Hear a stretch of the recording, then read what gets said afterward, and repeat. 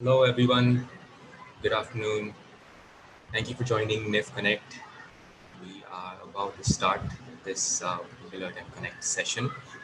So I'll start with my introduction. My name is Morgan. I moderate NIF Connect. Uh, so it's been, this ride has been a fun ride of more moderating NIF Connect and doing this every month. The whole aspect behind Connect and is to spread information, learn, and share knowledge and build a strong community of like-minded people, cybersecurity and cybersecurity defense, be personal, soft personal, you name it. People who have an enthusiasm in cybersecurity. Uh, the whole idea behind NIF Connect, right? So I do this as it's like a startup prayer that I do do is explaining how NIF Connect came to be. So Shravan Dasgupta, he's the mind behind NIF, and he said we should come up with this whole this whole community where all like-minded people from NIF come and share information, share ideas as to how in defensive methodology when it comes to cybersecurity. All of this was put into place, and then we started out with the first NIF Connect, and we saw a lot of great success, and then we saw a lot of interest from people outside the users of just NIF. Saw interest from college students. We saw interest from many other fields and directions, talking about independent enthusiasts in cybersecurity. And it's not only just on the offensive but also on the defensive manners. And that's where it started growing. We started growing, and it's we never stopped since then. People just love Connect. So yeah, that is the story of NIF Connect, and we are currently at the 13th NIF Connect. This is the third Connect that we're doing under the lockdown situation that everyone is aware of. I mean, nobody's escaping this. So yeah, there's a lot. So stay tuned. There's a lot to learn about not only cybersecurity and other aspects that are helping cybersecurity at this point in time, but it's also a lot about personal safety and personal hygiene at this point. Just wanted to remind everyone that this meeting is being live streamed on YouTube. So if by any chance you're disconnected or you're not able to connect back, you can view the streaming at youtube.com/NIFHQ, and at the same time, if not possible, we can still send you a recording of this entire meetup on your registered email, so that you can assure yourself of. Let's get to the learning part of aspects. I mean, nobody's escaping this, right? COVID-19, it is happening, it is real. So the only thing that I could say is stay safe, stay productive. Most of the connects have already given people a lot of information about, from the WHO, stating like what is the best things to do when it comes to your own personal safety, hygiene, and that safety and hygiene of your loved ones, your family, that is, even society members and people of your community. So it's very important. Yeah. These are the simple instructions about how do you get your groceries and all of these things. I know that this is because I do this because this is something that I go through on like a maybe 2 days to 3 days basis. We run out of stocks, and what do we need to do? How do we need to clean those produces that are either delivered or you go and pick them up yourself. Very important to follow all of this, and all of this is very simple information, freely available on WHO and MyGov. Also, at this point in time, it's also important to stay away and be smart, right? Stay away and avoid rumors. Now, these rumors will exist. You cannot stop them, but the only thing is to be aware and be be conscious about the things that actually is affecting your daily life, right? So in this terms, right, I was very concerned about coins and bank. So that's when the WHO came out and said there's no proof that this can actually spread to coins and even packaged goods and items, which we still twice wash and try and get that sanitized as much as possible, but the same cannot be done with paper currency. So yeah, so these are the things. This if you have them, wash your hands, stay away from them for some time, and then just be on the safer side, right? Now, for more protective measures and advice, always WHO is there. But I've also noticed this new link that I thought I should share with everyone is that the MyGov .in about COVID-19. It gives you the latest stats. This is a very informative site. Gives you stats. It gives you everything that you need to know about the spread in India, right? What are we looking at? What are the safety measures? How can we, what are the what are the, numbers? Let's not discuss numbers, but everything, even the e-passes that you need to travel outside for a very specific reason. I'm not saying that you can just go for a pass, very specific reason, but yeah. So I just want to share one simple incident that happened with me. I think this is something that I need to share because it's very. This is what happened with me. So in recent, just about it, 2 days, 3 days back, there's a gentleman from a service center, right, visited my home. So, and he told me like it's the second visit for the day, and officially these service centers are open to service in case you have problems with your electronics or anything. So this gentleman came home, and I was surprised with the way that this gentleman did not step into my house, and he told me, I told him to take off your shoes inside my house, but he said no.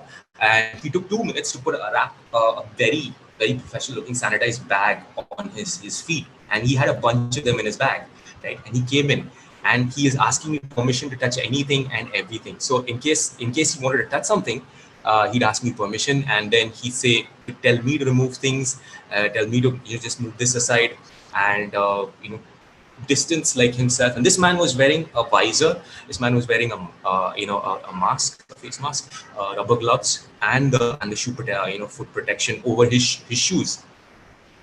So, and just before he left, I said, this is the way the world is now. So he says, yeah, this is the new normal. So this is what we have to deal with. So I know there's a lot of things that are opening up right now. We're going to see a lot of companies, a lot of businesses open up, but we can't forget that there's a looming threat around us, and we have to be cautious, not only for ourselves but for our loved ones. So these links I will share in the chat box. You can freely go there and freely check them out. Most of you have already done this. You all know about this, but just in case if you don't, it's just information. Right? Sharing is caring. That's what we all believe. Right. So yeah, coming back to Connect. So these are some of the Connect community heroes that have been part of Connect. Some of these minds, like from PwC all the way to Cyber Labs, even colleges, people, partners, and guys with a great IQ when it comes to cybersecurity have all been part of Connect and have shared their information with us, which is the great thing. We always thank them for each and every Connect. And I also wanted to tell people that you can, it's a free community, right? You can join, you can share your knowledge and become a Connect community hero. You can see your face up there with these presenters. All you need to do is write to us at connect@nif.it, right? Tell us something about you. Tell us what you'd like to present on, and give us a few pointers, and we'll definitely get in touch with you and figure out how we can take this forward and what is the depth of the information that you'd like to share with us, right? And obviously, Connect presenters get 1,000 rupee gift order, that's assured. These are the technology partners that have helped us out by providing not only presenters but also technology for use, and demonstrated their technology with us, and showed us even how technologies can come together to work to meet a greater cause. Not only offensive, this is more of a defensive defensive case study that we are talking about. All of this, always thanking them for every Connect, that too. Okay, so without further ado, I've spoken a lot, right, about these personal matters and all these things. So let's get down to the agenda. We have a great lineup today for you. So we have first-time presenter Ambuj Mishra from NIF.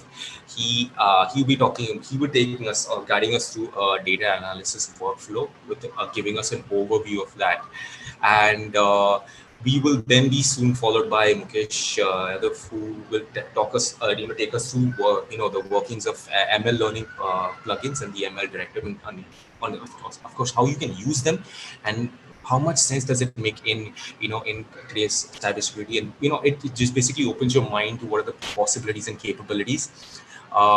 Two very great presenters, and what I'll do is I'll just move on, right? Ambuj Mishra is the first. He's a data scientist at NIF, and this time around, I told everyone that I'm not going to be the presenting or introducing them. They do the introductions by themselves. So without further ado, we'll move on to Ambuj, who is the first presenter today. Over to you, Ambuj. Uh, Hello. Hi, Mohan. Thanks for having me here. Uh, Always a pleasure, buddy. yeah. So, I'm a data scientist here at NEF, and I work at providing intelligent capabilities to our product here at NEF. Intelligent capabilities that would help us detect threats dynamically and provide a machine learning or artificial intelligence layer over the entire big data scenario of this entire cybersecurity framework that we are providing. Uh, so today I'd be talking about an exploratory data sci- data exploration workflow that we generally take forward here at NEF. Hope this is useful. Hmm. Yeah. Okay, so I'll So be sharing my screen now. Hang on a sec.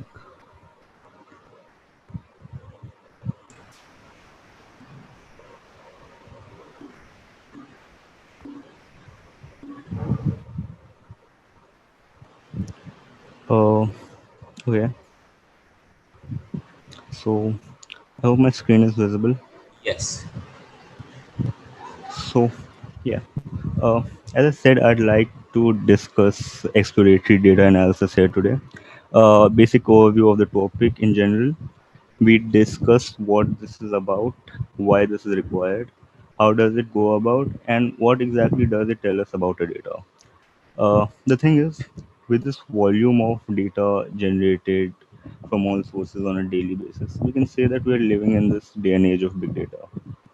And it is becoming increasingly difficult for analysts to filter out useful information from our ever increasing amount of data. So, conventional tools that just have these CRUD capabilities of reading, recording, updating don't really cut it, as our needs are becoming more complex and they're evolving with time as our data is increasing. So, and that's because big data comes up with two primary challenges. First is the data management part of it, where you have a lot of data and you need a place to store it or dump it. And the second is the data analysis part of it, because since the amount of data is so large, it could be in TBs or gigabytes. So finding useful inferences from it is much like finding a needle in a haystack. So this requires a fundamental shift in how we need to tackle this problem of big data. Traditionally, cybersecurity discussions were usually centered around what you need to find in the data, what you need to look in terms of vulnerabilities or threats or misbehaviors. But now, an increasingly important part of the entire discussion becomes how we are going to look for these things as well. So the analysis workflow that I'll be discussing is largely diagnostic in nature. That is, it would be targeting to find a particular feature of interest in the data. It would help you as a cybersecurity analyst in converting your data into information and your information into knowledge about what's happening in your data or in your network. Adapting such a technique would really help you in speeding up the discovery process of potential vulnerabilities and patterns of abuse. And this is a workflow I generally use when I'm developing a system, and it has helped me time and again. So let's start with what data analytics really is. Any form of deep data analysis is largely a diagnostic process, as I said. It works by subjecting the data to various tests and using the results that we get from these tests to run more complex tests and ideas and models on our data. So it's like trying to find what's going to happen by means of mathematical identities, because this is what these tests are. They're largely mathematical identities that give a very particular and known form of result to indicate the presence or absence of a particular pattern. Uh, why is it needed? Of course, because if you have ever worked with real data, you can very much attest that the real world data has a lot of noise in that. It does not really translate to the textbook form of the data directly. There are variabilities, there are variations, and there are unseen elements that are not really manifested in the ideal textbook scenario. So And these patterns are understandable because in real world there are a lot of factors that interact with each other, and these emergent properties are just a result of these complex patterns interacting with each other. So whenever you are designing ML based use case, or in general an attack detection system, the absence of such a system usually leads to leaving out some misadjustments or blind spots in your entire logic, and it could be really harmful if you're not really thorough with what you're doing. So this kind of a workflow really helps you take care of such blind spots and gives you an bird's eye view of what you should really expect in your data when you're down to working with it. So, and here's one example of that.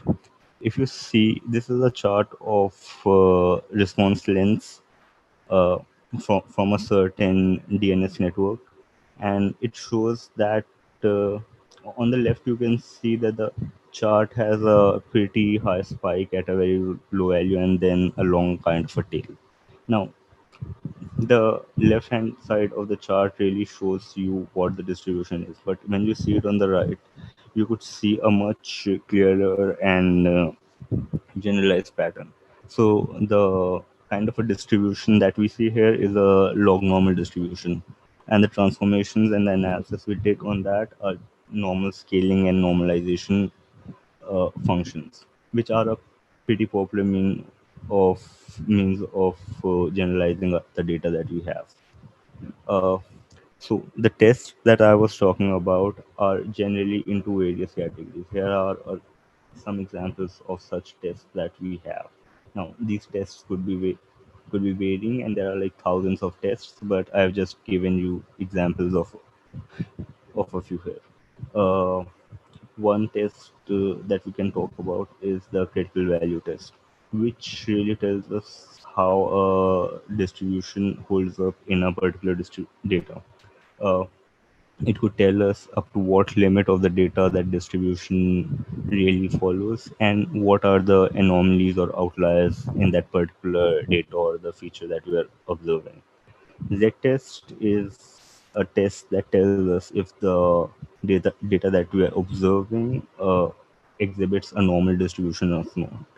Normal distributions are very important in statistics and machine learning because a lot of our probability theorems are based on that, and there are a very definite set of identities around these normal distributions. So further analysis of such distributions becomes relatively easier than non-normal distributions or random distributions.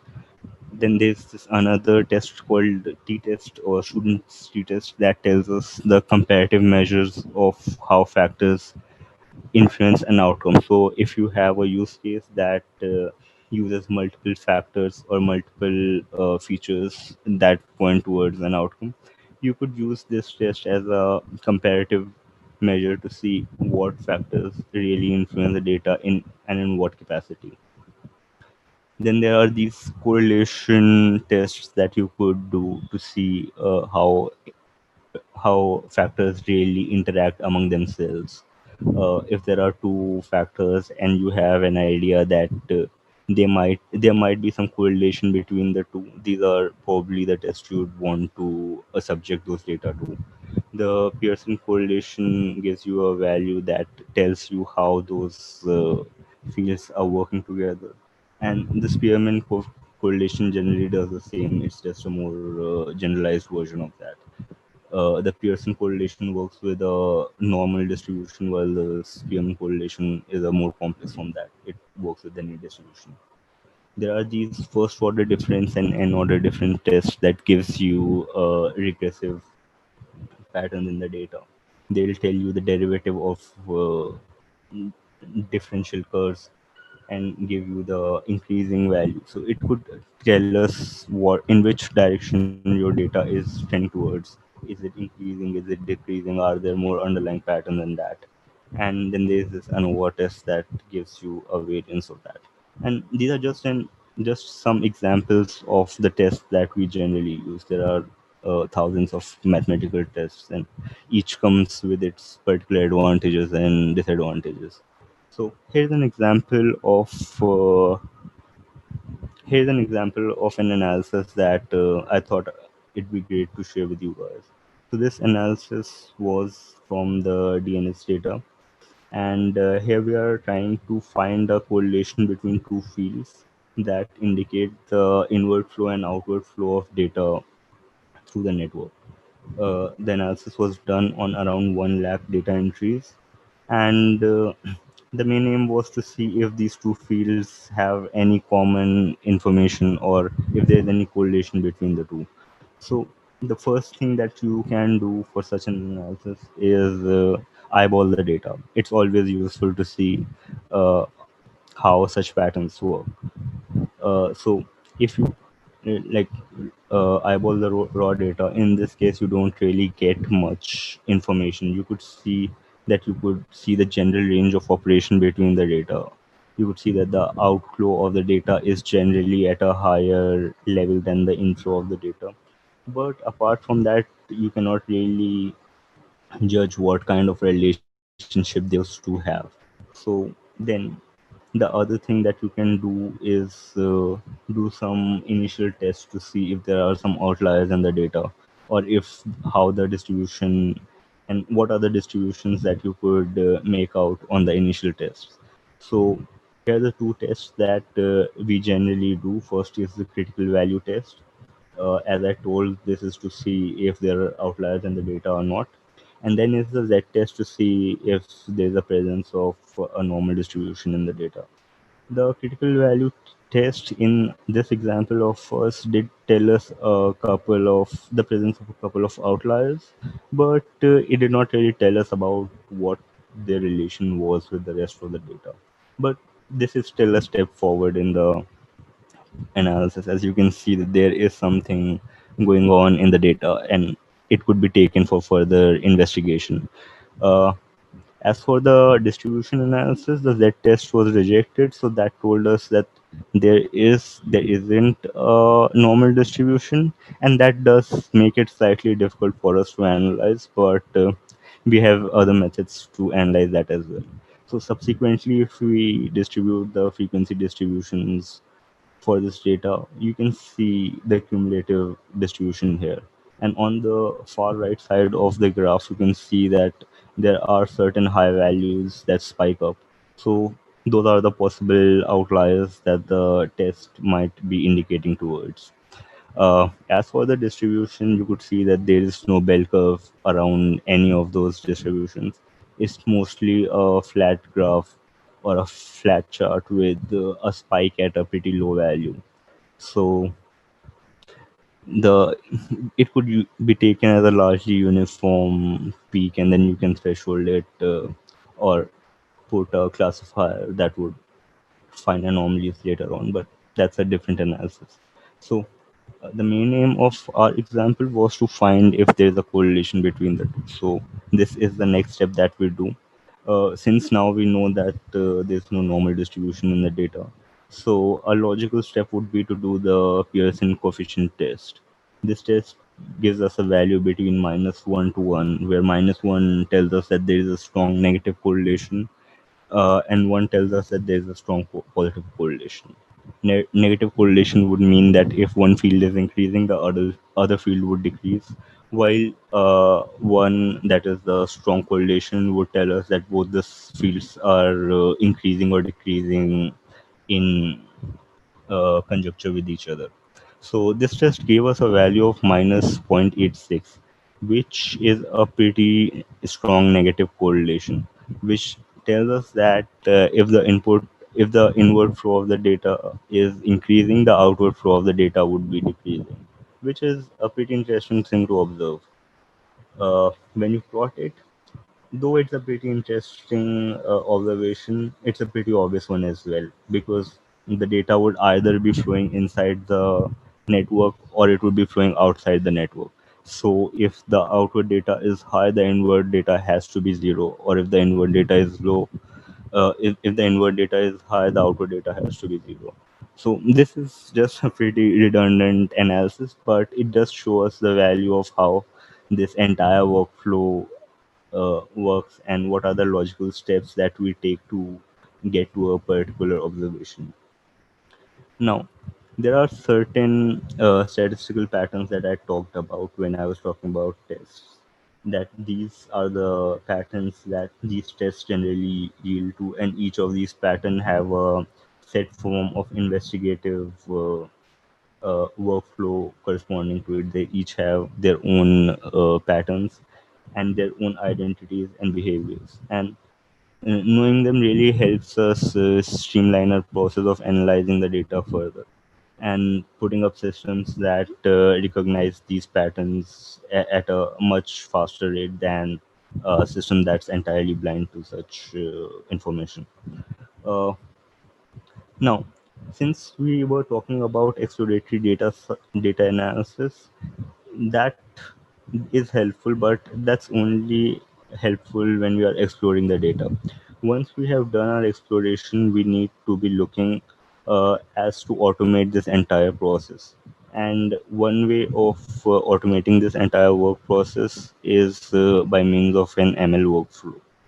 Uh, Now, once you have done your exploratory data analysis on the data, you know what are the patterns that you can expect the data, what kinds of anomalies or outliers you generally see, and what are the common misbehaviors that your data or your network exhibits. Then, this kind of a workflow is something that you should be aiming at building or installing in your network to catalog and analyze and process these patterns on a dynamic basis, because these patterns are going to change as your data or as your network is going to mature, because it's big data. It's going to keep increasing as time goes by, and the more the data you have, the richer your findings can get. So such an ML workflow generally has five processing stages. The stages go by the names of data extraction or data scraping, data cleaning or data preprocessing, data analysis or the ML analysis, and inference and extraction, and finally data visualization. So we'll go over each of these stage. I'll give you an overview of what's happening in each of these stage and what should you expect to build, or what you should expect to deploy, or how you should expect to work with that particular stage. The first stage is data scraping. This is the initial stage of the pipeline. The primary task of the subsystem is to collect and aggregate the necessary data that you need for your analysis. This mostly includes gathering all your fields of interest for a particular use cases that you'd be subjecting your analysis to, and gathering them in one place so that you can so that you don't have to deal with the entire bulk of the data every time. So that really helps in filtering out some of only the most relevant part of the data, because you could be having various number of devices integrated to your system, and you might need data from just one or two or just a couple of them. So in if such functionalities are provided by the fetch dequel query, uh, this is generally the first directive that you fire, or the first stage of your pipeline. You put in underscore fetch, and then you given the name of the field that you want to extract for data analysis.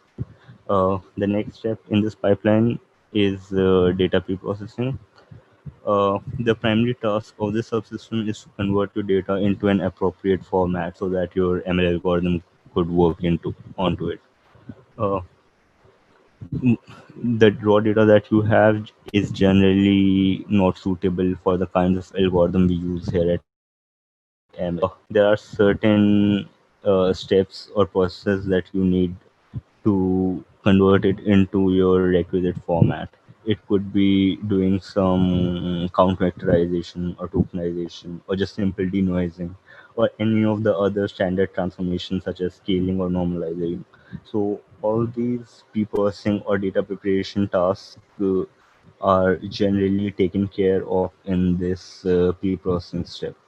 In NIF, most of the pre-processing is done by the aggregation and count DQL functions.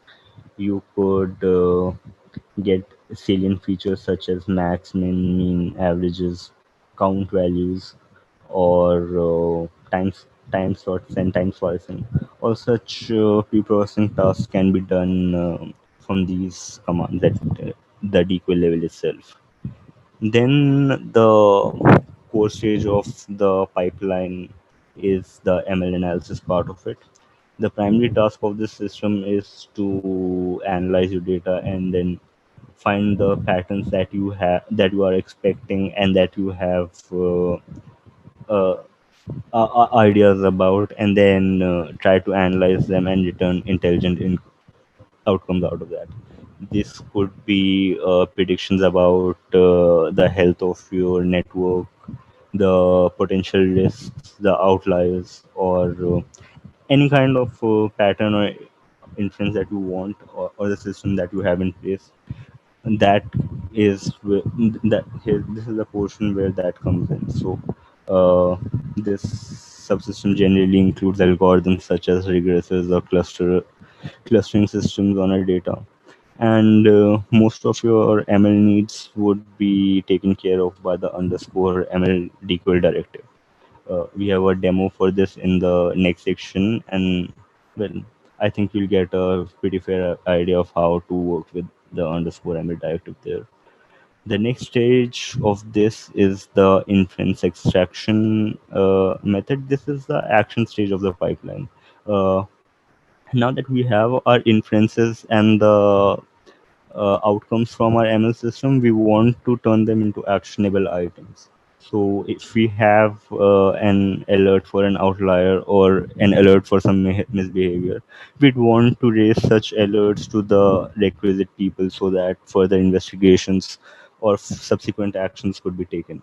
So this is the component where we convert our intelligent inferences into actionable items. Uh, Most of the actions that we have are taken care of by the underscore trigger and the underscore alert equal directive. You can raise subsequent modules for further investigations as well by the underscore raised equal directive. So that all depends on how you want your threads to be handled. And the final component of this entire pipeline is the data visualization part of it.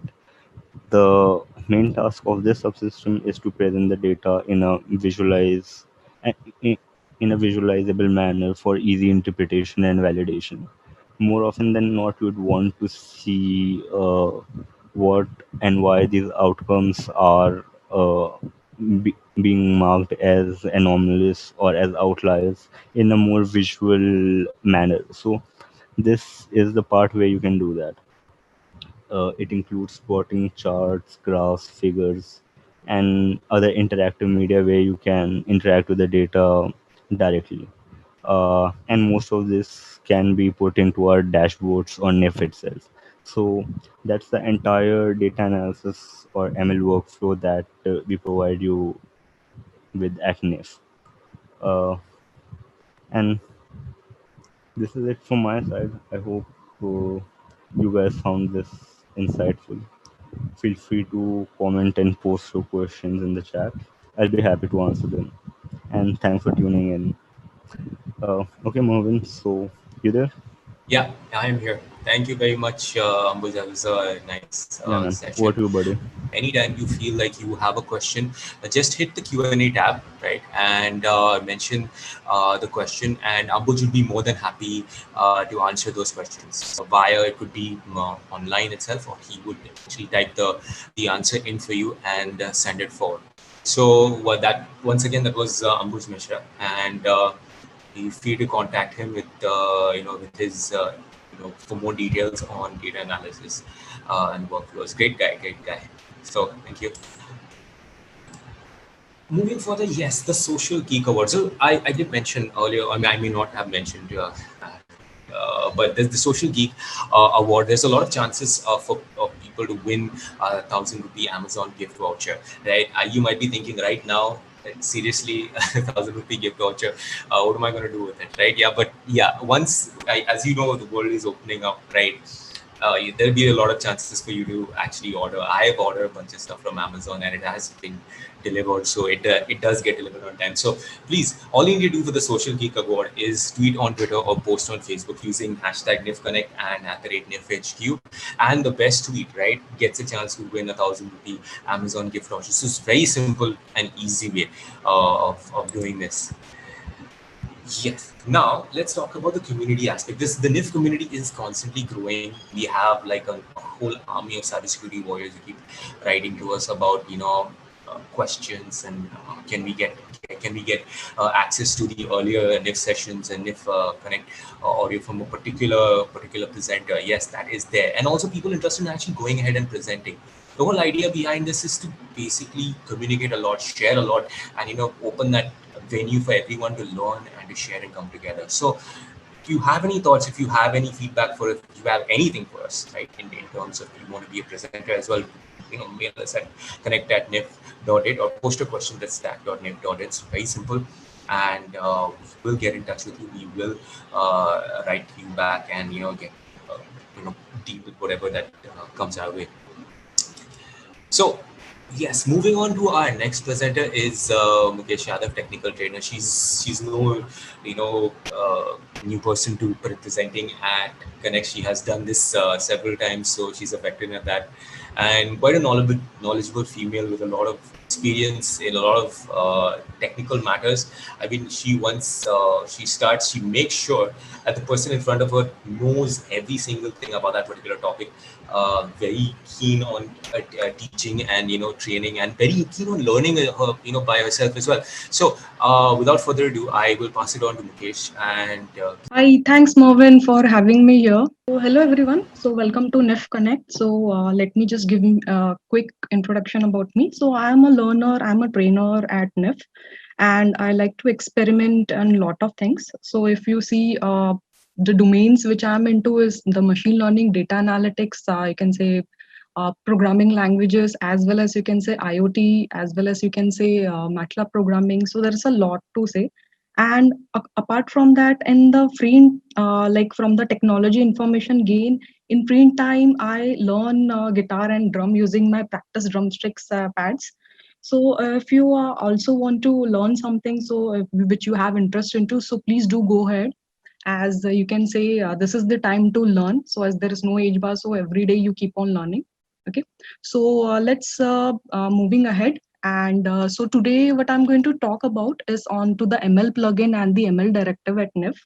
So again, at the same time, if you want to connect, so this is like you can say you can get knowledge about the UEBA that I had talked about on to the previous session on the NIF Connect session. So you can go through the link, and it was related about the UEBA, that is user and entity behavior analytics. It's there onto the YouTube. It's got a great knowledge, and also this session will be for all the you can say data scientists, data analysts, security analyst, or the research enthusiast who are like also the learners, beginners. So for them also it would be quite very clear as in what you're learning right now, how you're able to connect it. So at the same time, what you need to have is you need to have the admin backend access. So if you're working with the NIF component, as in the standalone or the distributed components, so that is there. So let me start as in like what you're going to have in this. Okay, so you're going to have about the you can say various. Let me just say. So you're going to have about the plugins. Okay, so you're going to see about how are you going to create ML plugins, how are you going to create or use them by the directive, that is the ML directive. So for those who have already trained, so you have seen various directives. So this is one of the new directive, or you can say where you can apply your you can say machine learning knowledge. So let me talk about the plugin first. So it is nothing but an add-in or an add-on. So how it looks like, so it is something called as where it's a software component where you add a specific feature to your existing software. So here at NIF, what you're going to do is like it is also called as you can say standalone or independent component. So as you can see onto the screen, the host application where you have the services and the plugin manager. So here the host application is NIF. So what you do is like you have what it does is it operates independent of plugins completely, and at the same time it makes possible for the end users to add, update, delete plugins without doing any changes inside the host application.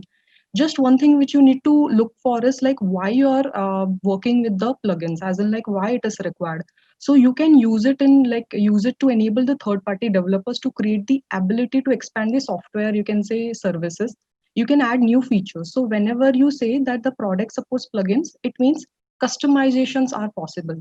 Now here onto the screen, if you can see, there is like from host application, it is connecting to the service interface. Okay, so that service interface is nothing called as the extension point that the plugin is going to hook into. And you can see there's a plugin where you can see the yellow box over there. So what it actually does is nothing but the third party applications. It can be related to you are doing different plugin types. It will have something called as, you can say, it is completely you can say depends on to the services provided by the host applications. Suppose you say you want to work with the application like way to SMS, or you can say uh, click send for sending calling SMS. So you say okay, you can create function called as call SMS, or you can say you can work with the video. So these functions are created. Now again at the same time, so these services which are provided by the host application, they do not work by themselves. You need to launch them. Okay, so for those who have already trained using the responses, so they will get a clear picture. But for those who are completely new, so with the plugin, there is a plugin interface. So what this is going to do, a programmer is going to implement, or you can say create a plugin using the shared libraries, and which gets dynamically loaded at the time of runtime. And where they are installed, so already it is a third party application, but there should be a connection from the plugin to the host application, which is NIF. So you say you install it in a place which is prescribed by NIF. Okay, so that is in the folder called as ML plugin folder. And again at the same time, if you do a connection between plugin and host application, so there is like where it is stored inside the database. Okay, so there is one point which gets communicated, as in like the name, the communication protocol, input output data handler, the data format, and the hook place, that is the extension point. So this information of the plugin is stored inside the host application. So that is where you say also at the same time, if there is any incompatible plugin, so what are you going to do? So you're going to like you can say there will be creating a reference to that incompatible object, and you can easily use the plugins. Now at the same time, if you are interested to look into how these are working, so you can see there are a list of various you can say integration plugins. At the same time, if you see, there is like the types of plugins are nothing but the enrichment, validation, responses, so you can have a look at it. So at the same time, if you can see my screen, if you go to the enrichment, so all the enrichment plugins are going to be displayed, like domain tools, MX tools, or you can say VirusTotal. If you see the all the validation, so you can see all the validation. Again, at the same time, you can see the responses. Now, what does these three mean? Okay, so coming back over here, so these are, you can say, nothing but you can say if it is for the enrichment. Okay, so there are like different types. So the plugin types of plugin which you can say is like the threat intel. So when you do a DQL query where you say fetch star from event, and you can say the event called as, so let me just show on to the screen. So this is the NIF console, and where you say display all the data from the real log time data, and you say I want to view all the, you can say intel references true. Okay, so let me just display the latest top 3 log data which you're getting. So here when you say, so I'm just scrolling through the information where you say that this particular IP address has been into the block, and it has come inside the block list intel reference, green snow block list, and the reference URLs, and it is from the type, you can say the violation field is source and who's the user, and it is blacklisted. So where is this information coming from? Okay, so let me take you back. Okay, so this information is coming not only from the, you can say the information, these are coming from the plugin which you have integrated. Again at the same time, you can see the distributed databases. So your enrichment is going to enrich events and add context. So that is what an enrichment plugin is. So at the same time, if you see another called as validation plugin, so this will validate the threats using the lookups. And then you have the response plugin. So that is nothing but they trigger outbound events and respond to the attacks. So at the same time, if you have seen response plugins, so these are nothing but the plugins for like sending message, sending call, LED blinking, or you can say sensors which you are connected. So this is called as trigger some action through the functions which you want to do. So this is a response plugin. Now at the same time, you have the ML plugin. So now we are going to see the ML plugin. Now before going towards that, so let me show you where are these enrichment validation response plugins and how are you going to integrate. So you can refer to our GitHub link. Okay, so if you can see it onto the screen. So here if you go, we have like 51 repository, very useful. Suppose if you want to integrate ClickSend, so you can just trigger or you can just put the name that you want to have a trigger. So you can say trigger ClickSend, Freshdesk, MSDP. If you want to have the lookup plugin integrated, so you can say, okay, you can do lookup, VT, VFeed. So those who have already experimented with the free versions like VirusTotal, or you can say Green Snow. So this is quite very easy. What you need to do is like you need to just register onto the website. You'll get the key which you are putting. So what is this key actually about? So if I just open it to you, and let me just show, I'm just scrolling down, and where it is inside in the NIF Docker container in the lookup plugin, you just call the git command where VirusTotal key is there. So this is going to make a connection from, you can say, the third party application to the NIF component. And where are you going to put the key? You're going to put the key which you receive in your email. So this is quite very easy, not difficult, and you can experiment and you can see how you're going to communicate. Now let me show it onto the backend side. So if you can see my screen, okay, so you can go to the folder and then you can go to a Docker container. And let me just show, if I just show the screen, so you can see the folder, you can say the lookup plugins, you can say ML plugins, where my cursor is, and you can see enrichment plugins. So let me just show the enrichment plugins. So you can see here are all the enrichment plugins which are displayed. So this is where you keep on like integrating. So this is the place where you put the git command and you can display all of them. And at the same time, suppose if you want to see all the lookup plugins, so you just say you want to work with the lookup plugins. And once you display, so you can say these are all the lookup plugins which you have integrated. At the same time, if you are interested to see about the trigger plugins, so you can say you are interested to look at the trigger plugins and just say these are the trigger plugins which you have integrated. So these are the different various, you can say, types of trigger plugins, and quite very helpful, quite very good to do it. Now coming back to my presentation slide, so that is where you see the enrichment validation response. Also at the same time, if you're interested to know about more these, so there are like, you can say articles which are on our website, so you can refer to them as well. Now let's see about the ML plugin. Now, you know, you have got a lot of data knocking on your door. So how are you going to work with different use cases, different attack scenarios? So what you can do is like you can collect all those data and you can identify the pattern by using the machine learning algorithms. So you all already know about what is machine learning and what are different algorithms and which algorithm works best for different scenarios, different kinds of data. So that time, what you do is like, okay, you want to understand this. So that's where the concept of UEBA with the NIF comes. So what you do is like here, you use the ML directive. Okay. So while you're writing the DQL query, you just give underscore ML and then you start with the syntax and how the syntax goes like.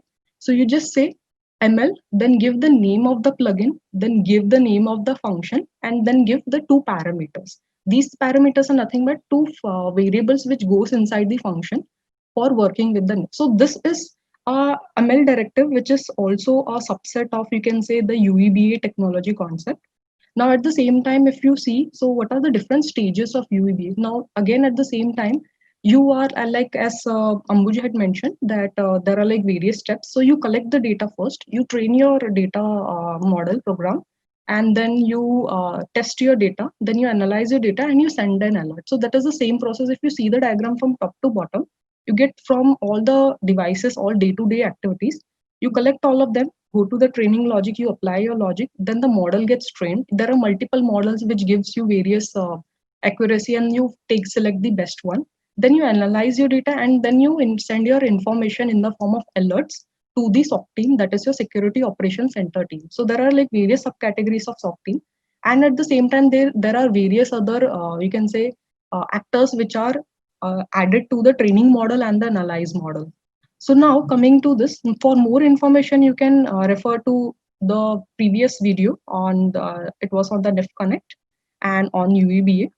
Now, what are the different stages in creating ML at NIF, or you can say ML plugin at NIF? So first part, you always need to have the, you can say, backend access. So first step would be Docker container login. As you have seen, I have already logged into my Docker container. Second, you need to go to the NIF folder, and there you're going to see the key folder, ML plugin folder, that is your actual destination.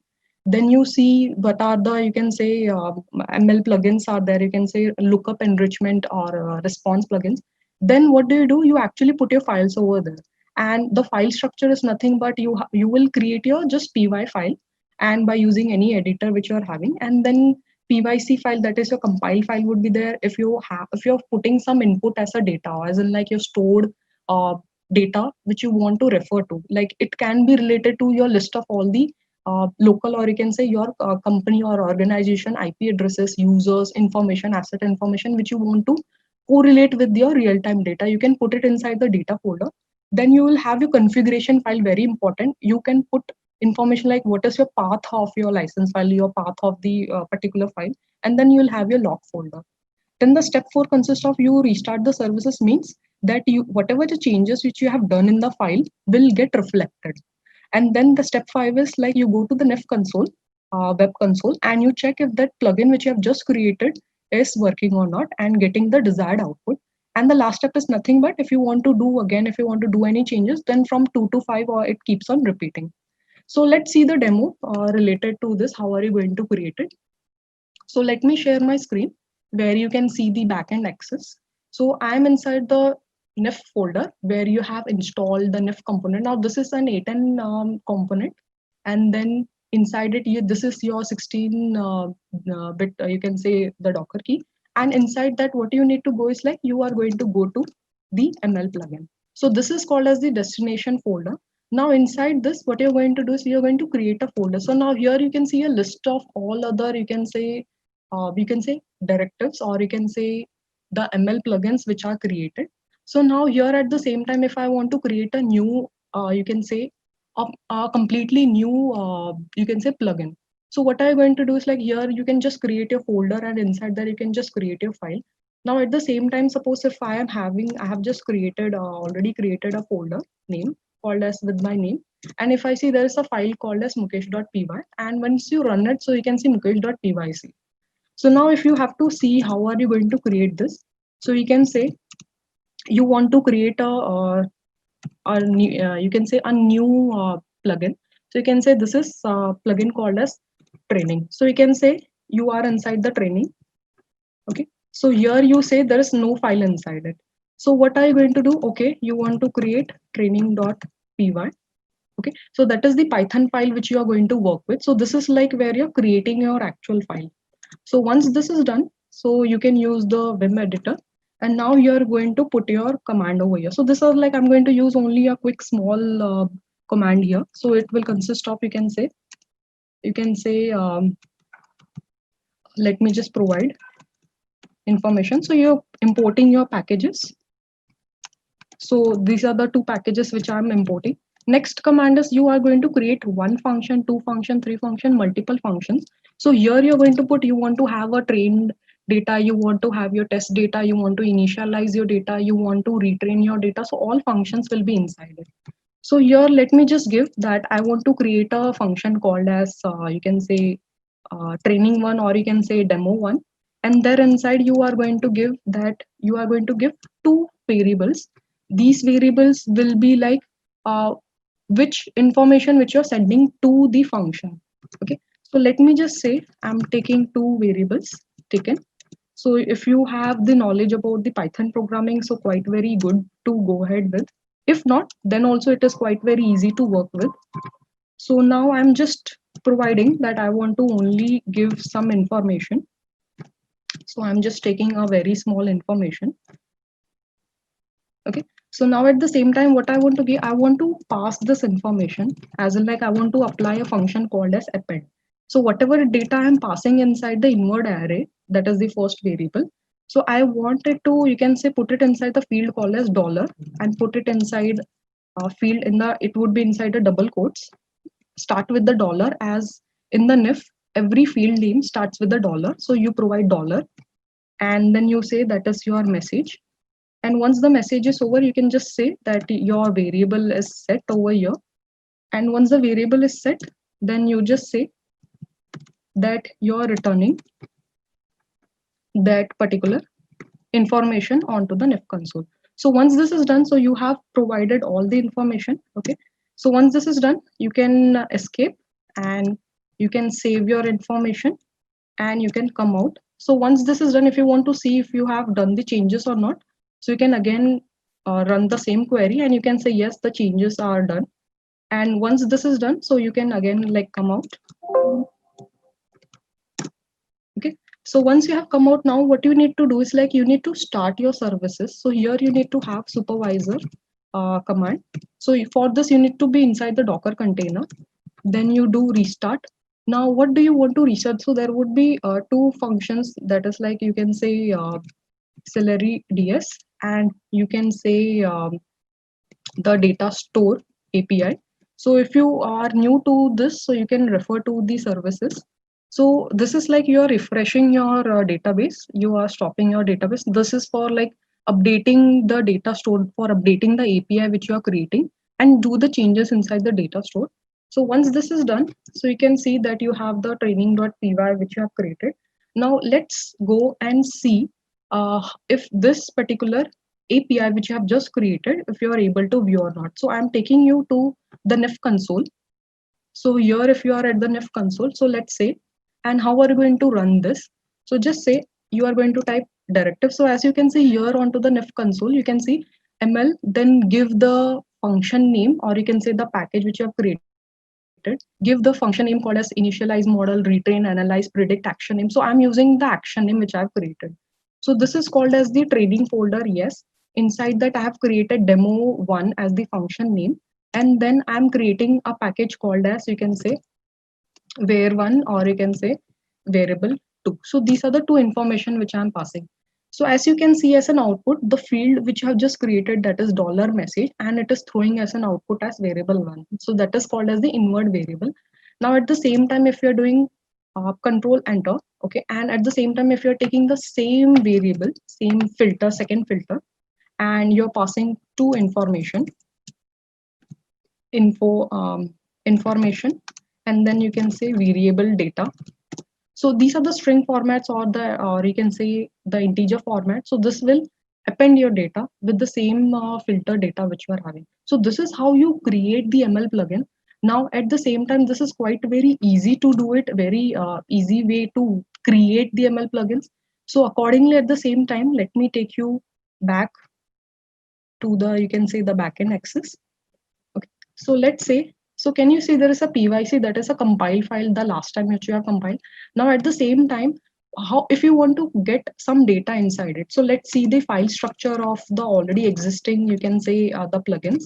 So if you say the plugin as ADT1087, okay, so that is the first one. If we just have a look at it, okay, so let's see the plugin. So you can say there is a Python file.py, there is a compile file.pyc file, and there is a data folder. Then there is a configuration.yaml file, and there is a log file. Okay, so if I just show you that what is there inside the data file, so you can have it in the form of, you can say the dat structure format, that is your data file, and you have the, you can say if you want to run this file, so you can put a Python file as well. So let me take you to the configuration file. Now what this config file would be like, so let me just give you an idea. So it will give you the log path, means where is the path of the particular log file, what is the log level which you have given, is there any variable limit or not. So at the same time, I'm coming out of this. So you can see there is a log file as well. So if you open the log folder, and if you see there is a log file, so I'm opening this log file. So you can say it will consist of the times, the number of times, or you can say the log or the users, or the number of times you have fired this. It will have all the information in this. So if you see the time, then you can see that it is for this plugin, and it is going to show the values. This is the user values. You can say it consists of the field names, okay, how the data is getting passed inside. So if you see, it will have all the list of information which has been passed till now. So at the same time, let me just come out of it. Okay, so this is the file structure not only for this plugin, this is the file structure for all the other plugins.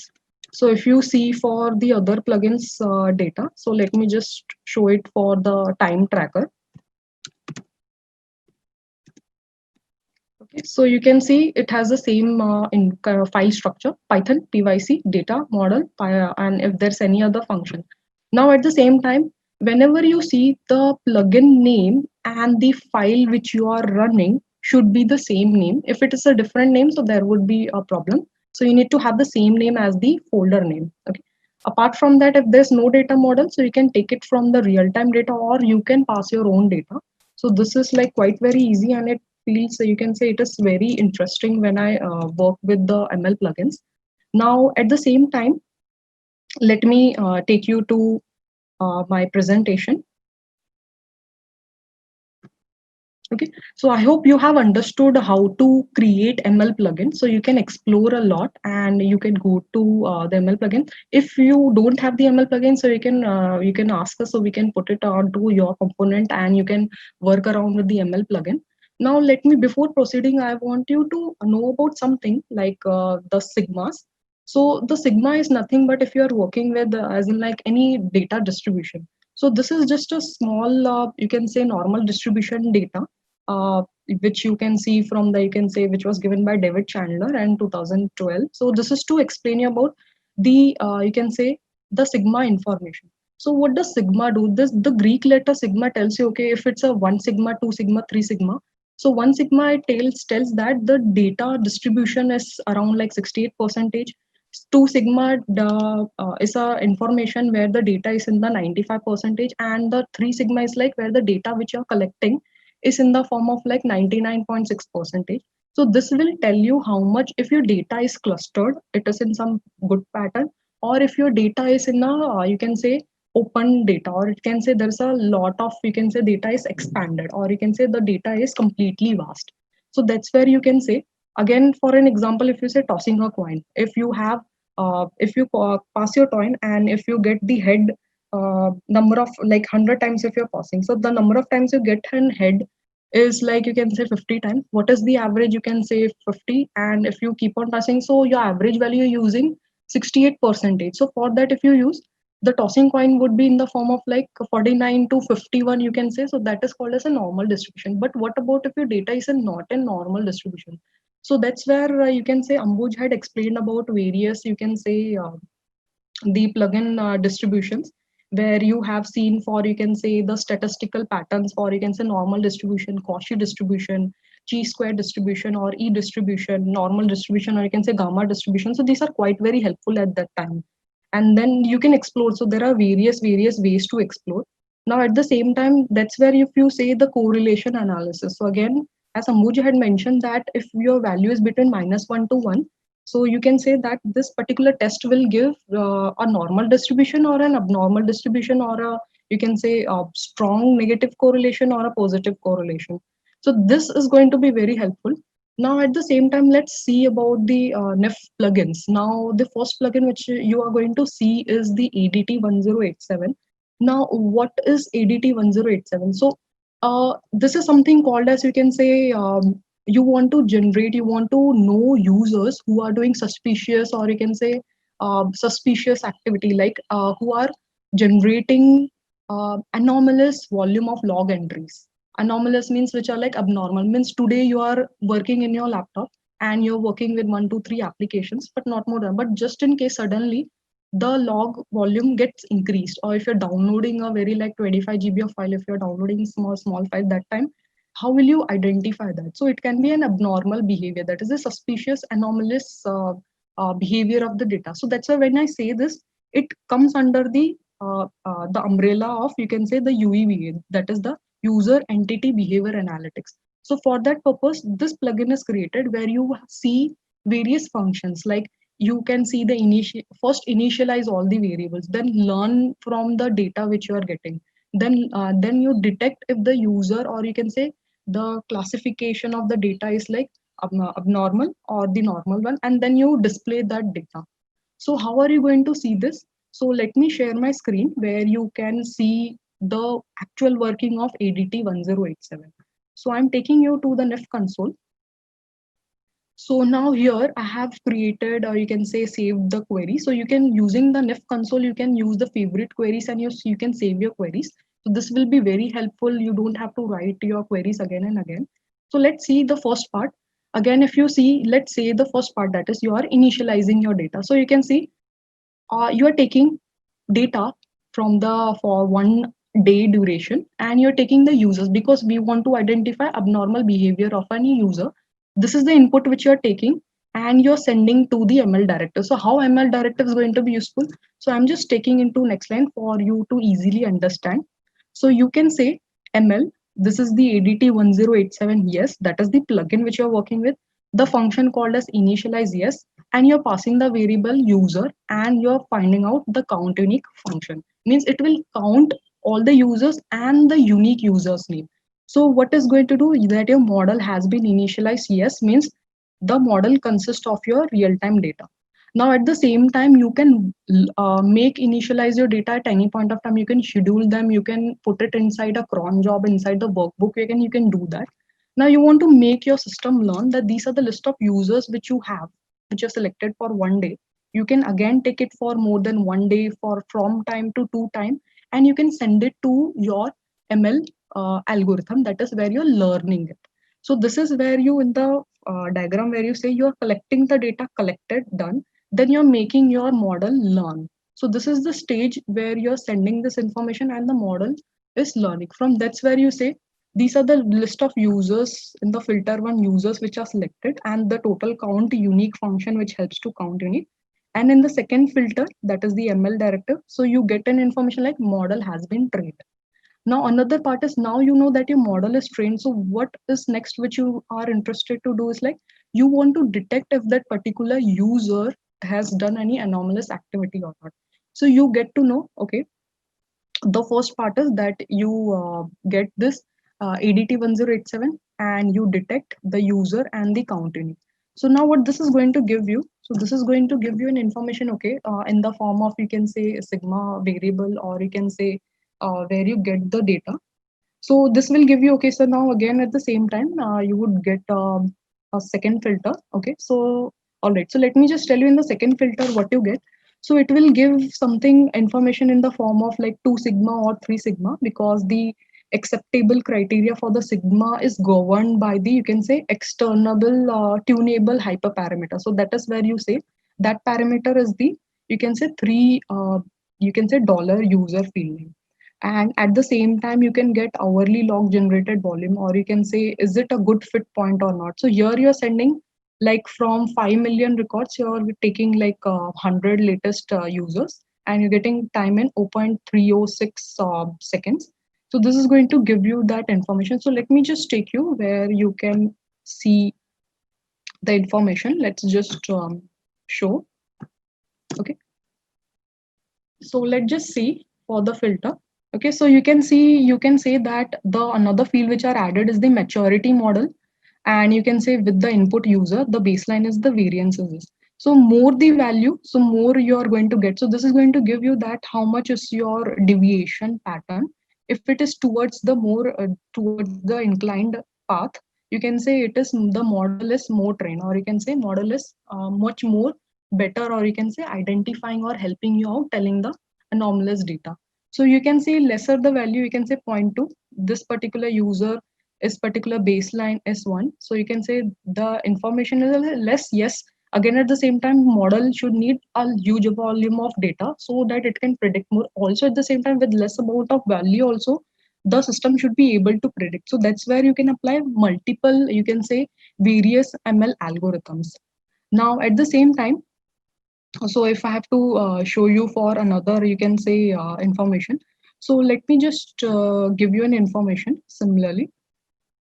So let's just take one example where you have seen previously in NIF Connect, that is the DGA detection, that is like domain generation algorithm, where ML is going to detect that for 1,000 logs, how these domains are, you can say, are going to be predicted. They are DGA verdict, that is your domain generation algorithm, that they are verdict as classified as good or bad. So at the same time, how are they classified bad? How are they classified, you can say, good? So you will take this domain Intel true yes. Again, at the same time, suppose if I take this data and let me share my screen where you can see the VT and you can see the Kaspersky who's going to tell that this particular domain which you are giving as an input is malicious or not. So here you can see VT is telling that it is a clean one. So let's see for the VT. So that's where you say more the number of, you can say, plugins which is telling you Intel information, so better. So it is giving, okay, so this is also like not categorized, means it is having inside it, but it is like not categorized. So you can get all these details over here. So let me come back to this. So now here at the same time, apart from VT and Kaspersky, you have more, you can say the lookup database. So that is where you are getting this information. So let's take for the RU. Okay, so let me share my screen and let's search for the second one. So let's take this. Okay, so you can see this particular domain has been detected in one of the locations. So let's see for the Kaspersky. So if they have it inside the database or not. So you can say, yes, it has been identified dangerous. So how many counts? So this will give you not only in the database, but at the same time, you will have all the references with you. Means in the while you train your algorithm, so you are going to see information like, you can say information as in, you're going to see if it is there, if it is not there, if it's a clean or a good domain or not. So that's where you are using the ML directives, and it's like quite very easy to work around. Now that is the plugin which you are using. Now at the same time, if you see more plugins, so let me just share my screen where you see the VAT. So let me just give you an overview about the second plugin, that is the VAT 1078. So this is for identifying, you can say, suspicious number of login attempts. So the same file structure which you use is initialize, then you learn, then you detect, then you show your information. Then the third plugin which is there is like SAMT 1078. Now this is for identifying unexpected random actions. Random actions are nothing but where you do login, log out, or you can say any activity. And the same file structure format is initialize, learn, detect, show, and that is where you see. So if I have to show you different actions, so let me take you to the NIF console. So here, whenever you say want to identify any abnormal behavior, so you just say from event and you say group count underscore unique, and then you say action. Now this is a normal action which you're displaying over here, the top 10, but are these actions classified or not? So you are getting information, so that classification you will get to know from the user behavior, means the number of times that particular user has done activity on various locations. So that's where you are going to get this information, quite very good to work with. Okay, so now at the same time, if you just see, if you want to work, if you want to display that how the information is coming, so let me just give you information of, you can say, the same plugin which you have seen. Okay, so let's see for that, and you want to detect the information. Okay, so here you can say for this particular user, okay, so I can see Kimberly Maxwell is identified as suspicious or non-suspicious, and the deviation threshold is more inclined towards the suspicion. So the variable, so we are not putting any static threshold value here. So this has been decided by the, you can say, ML program itself. That is like identifying the deviation pattern. So if you see for the, you can say, support vector machine, of if you see clustering algorithm, if you see neural networks, so what you do is like you provide multiple layers, you provide multiple, you can say, classification, or you can say the layers inside it. So that will help you identify more. So that's where this is very important to know how your data distribution pattern is like. So along with this, so I think this would be here for you. So that is like, let me show for the third plugin, that is the SAMT. So if you are seeing for this SAMT, you want to detect the particular user. So at the same time, okay, so you can say you get the users and their actions and the count in it. So it is going to detect if the particular user has been doing any activity or not. Okay, so here you can say, okay, the user has been, you can say particular user is like, can be classified this and this. If it is not generating as an output, so you need to go and check if your program code, if you have missed out any, you can say code or line or given any tag or not. So that is quite very helpful. Same time, you can see there are like various plugins which are added over here. So at the same time, you can also experiment and work with this. It's like quite very good. And this will be very helpful for you to understand how you can say your directives are working. Okay, so let me just take you back to my presentation slide. Okay. Okay, so that is where you have seen the third plugin SAMT 1078. Okay, so I hope so. I'm going to stop it here for today, and I hope for all the you can say participants who had seen the demonstration would have got an idea how you're going to create ML plugin and how are you going to use the plugins for already existing users who are already using it. So you can explore, you can work around with lots of you can say different patterns which you want to identify, predict, or you can say you want to you can say understand. So this is a very good way to understand. And also at the same time, if you are interested to know about the UEBA, so you can refer to my previous video on the NIF Connect. You can watch it onto our YouTube channel. And I hope you all enjoyed this session. And if you have any queries, you can put it onto the chat section, and you can put it onto the you can say stack.nif.it. So we will help you out in all those queries and questions. So I think I can see questions onto the chat sections. So okay, so all right. So do we have list of available plugins? Webhow, yeah. So Webhow, what you can do is like we have got a list of plugins as well. So what you can do is like if there is any plugin which you can see, so on the NIF Connect, so these are the plugins, as well as we have more as well. So you can connect to our Spock and you will get to know. And yes, suppose if you want to raise a particular ticket, okay, so you can raise a ticket, you can do that as well. So we will help you out in that case. And yeah, Rohan, so there are like plugins. Okay, so for the local unit or the NIF server, so initially we don't put any plugin, but usually if you see for if you have any requirement, so at that time you can easily do it, and it is quite very helpful. So at the same time now again, if you are using, you can say for the users who are using the ML plugins using the Elasticsearch. So if you see, you do not need to configure any settings using the ML. Okay, it is already enabled by default.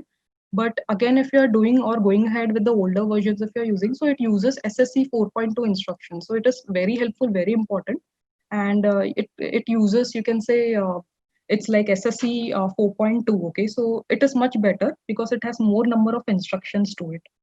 So again, like coming to a stop over here. All right. So I think thank you everyone for joining today and listening to our information what we have to share. So I hope all the candidates who are my we can say students, who are my colleagues, who are my friends over here. So I hope you have enjoyed session. Thank you everyone. Mervin, over to you. Thank you, Mukesh. That was a great session, as always. So yeah, I appreciate her for answering those questions as well, right? So it's great. We saw Vaibhav again, who was a previous presenter on Connect as well. Vaibhav Tole, great guy. Yeah, coming back to Mukesh, thank you for that session. This connected session was really something that we thought of, and we built up greatly, like in sync with each another. Even during this period of lockdown and this distancing that we have, previously would just walk up to anyone and just tell them, okay, this is what we do. Yeah, even for guest presenters, it's always a little bit challenging. But here in this case, it's the challenges kicked up another level. So, but it was great. I'm glad to see that people are attending and people really like the content. that we're putting out there. I hope we're answering questions. As mentioned, any further questions can be sent to us at connect@nif.it, or you can also write to us at stack.nif.it. Yeah, share a knowledge. I again mentioned. So if you want to be a presenter, it's very simple. Just write to us, right? And what we will do is just let us know what you'd like to talk about, what the content is, and we will then follow up and bring that into reality, make that a reality. And obviously, as I mentioned earlier as well, presenters are provided with an Amazon gift voucher worth 1,000 rupees. That's assured. So that is one of the things. Word of thanks once again to Ambuj and thanks for this session. Thanks for cooperating with me to this. It's a bit of a challenge this time. So there's a lot of things up and down. But that's the whole thing about it, right? I mean, every time if things just come to place, and sometimes it's a bit of a rough thing. We face all of this in life, like currently right now as well. So. But when it all comes together, it really gives you a perspective of how hard people are working and how many things that are required just to get one thing in place, and without their cooperation, without their help, this will not be possible. So big thanks to them. Coming to some of the facts that I like to say, since this is not going to be a staple. This is not going to be a staple. I know that we're slowly opening up. India will open up its gates. Like I mentioned, there is a lot of movement and commotion happening. So this is going to be from a couch potato to a desk potato, right? The message is the same, right? Eat right, work out, stay active, stay healthy. That's what makes you a better person. That would gives you a little bit more perspective in life. Trust me, you'll start thinking clear as well, right? However, whatever situation. And saying that, right? I mean, remember, we're all in this together, right? We're all stuck at home. We're all, and soon as we open up as well, it's. I think we should have a new perspective into how we deal with our daily lives. Like we mindlessly want to walk around in the streets, and how do we want to treat others? How do we want to portray ourselves? It's going to be a long time, and be safe. Think about others, be considerate. That's the message that as a community member I'd like to give out there to all the members, and it's just being considerate. So with that being said, remember we're coming back soon with another NIF Connect. That's next month, which is not very far away. So thank you very much, all attendees, for attending. Right. Remember that without you all, this community would not exist. So just thank you for the the support, the ideas that are being sent, the questions that are being sent, improvements that are being sent. There's a lot of cooperation and contribution by the members, and it really makes us happy seeing all of this. So with that being said, I'd like to sign off. Thank you very much. Remain safe, and listen to the government. That's very important. Okay, and follow the notes. Stay, maintain social distancing and hygiene as well. So that's me signing off. Thank you very much once again. You all have a great evening.